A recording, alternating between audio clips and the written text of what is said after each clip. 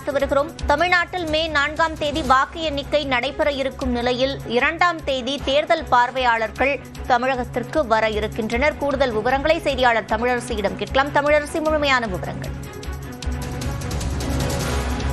சிவரஞ்சனி, தமிழக சட்டமன்ற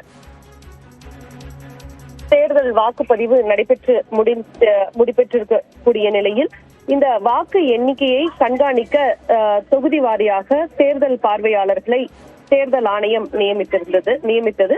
இந்த சூழல்ல மே 4ஆம் தேதி காலை 8 மணிக்கு வாக்கு எண்ணிக்கை துவங்க இருக்கிறது. ஓட்டு எண்ணும் மையங்களில் தற்போது 3 அடுக்கு பாதுகாப்பு போடப்பட்டிருக்கிறது.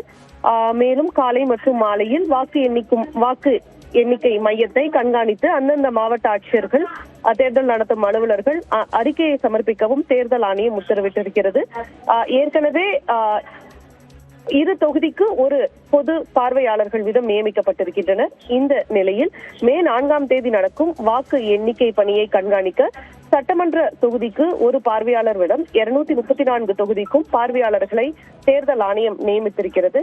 அந்த நிலையில் மே 4ஆம் தேதி வாக்கு எண்ணிக்கை நடைபெற இருக்கக்கூடிய நிலையில் 234 தொகுதிகளுக்கான வாக்கு எண்ணிக்கைக்கான தேர்தல் பார்வையாளர்கள் மே 2ஆம் தேதி தமிழகம் வர இருக்கின்றனர். சிவரஞ்சனி, விவரங்களை வழங்கியமைக்கு நன்றி தமிழரசு.